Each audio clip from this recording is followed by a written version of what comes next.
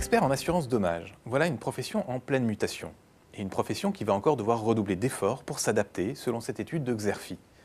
Il faut dire que ces experts évoluent dans un environnement de plus en plus complexe et contraignant. D'abord, ils doivent composer avec la baisse des sinistres de fréquence en général et les sinistres automobiles en particulier, qui sont leur principal segment d'activité. Ils sont également confrontés aux pressions des donneurs d'ordre. Dit autrement, les assureurs n'hésitent plus à passer par des procédures d'appel d'offres pour mettre les experts en concurrence sur la qualité des services proposés aux assurés. Ensuite, l'essor de l'expertise à distance pèse sur les honoraires des experts. Rappelons qu'une téléexpertise est rémunérée 20% à 30% de moins qu'une expertise sur le terrain. La profession pourrait alors compter sur les nouvelles missions liées à la multiplication des intempéries.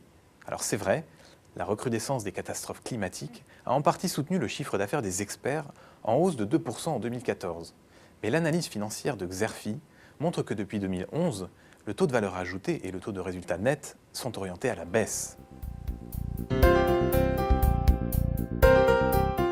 Face à ces conditions de marché difficiles, les groupes d'experts multiplient les offensives.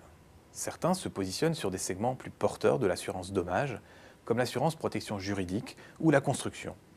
D'autres encore cherchent des relais de croissance dans des prestations sur des métiers complémentaires.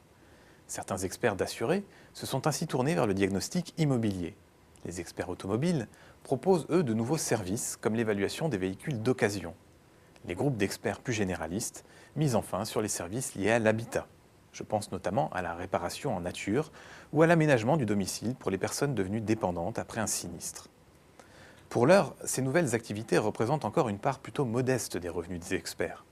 Mais elles se développeront d'autant plus à l'avenir que les assureurs sont favorables à cette diversification qui leur permet de traiter avec un nombre réduit d'interlocuteurs.